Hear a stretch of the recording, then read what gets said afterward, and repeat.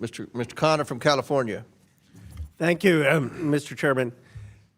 Governor Walz, when I went to Minneapolis and was at Alex Preddy's memorial, I was struck by the people there. I expected a lot of folks who were immigrants, and I expected or folks who were children of immigrants who looked brown like me.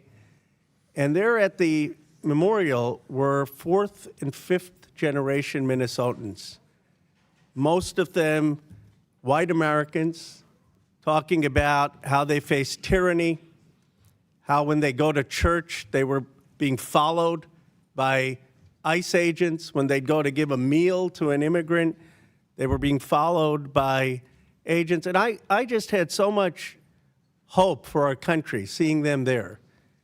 And I want to thank Minnesota, as a Californian, as someone who grew up in Pennsylvania, as an American, for their character, for their courage, for what they have modeled in a multiracial democracy. And my question for you, I've been having served as a congressman, a governor, what is it about Minnesota that we can learn? What is it that leads to this kind of inclusive feeling about immigrants in our nation? Well, thank you, Congressman, and thanks for your work on many fronts. Look, I think Reverend Tolgard summed it up in getting at the heart of this. It's about the neighborliness and the care. And left to our own devices, I'm going to make the case, Minnesota, and by the way, I would remind folks, states have to balance their budgets. We're AAA bond rated, one of the states that's ranked the highest. We have a surplus, and we also have the highest rainy day funds, one of the strongest protections. So we understand fiscal responsibility, but we also understand this caring, this neighborliness. People saw their neighbor.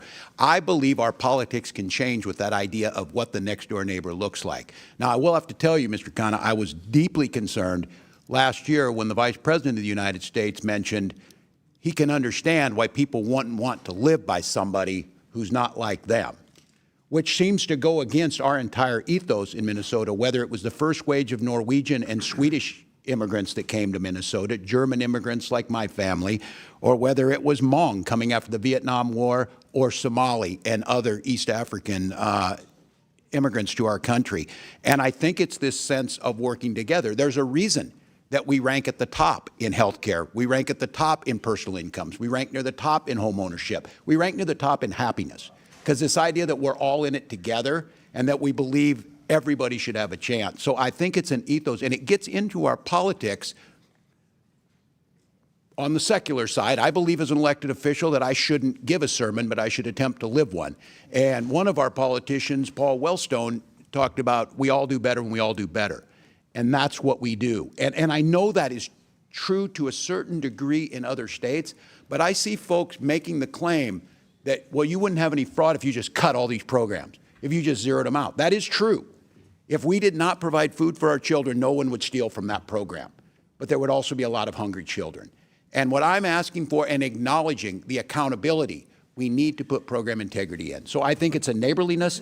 I think it's a historical point about caring for your own. And I think it's a clear understanding that if your neighbor does better, you're going to do better. Well, thank you, Governor. And obviously, fraud matters and budgets matter, but what really matters right now in this country are values. And I really appreciate your sharing that.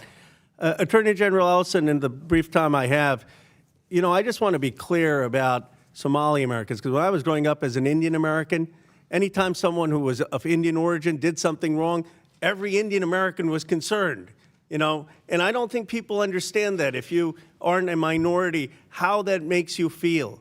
I understand there were 80 or 90 people who were Somali Americans who were involved in this, but there are 100,000 Somali Americans at least in Minnesota.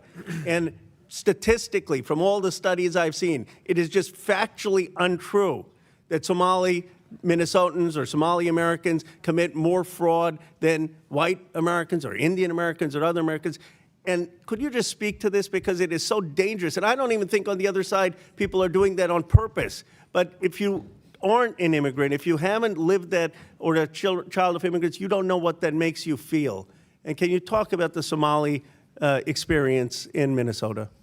You know, the reality is the Somali community in Minnesota has brought great things to our state. They have opened businesses. They've gotten professional degrees.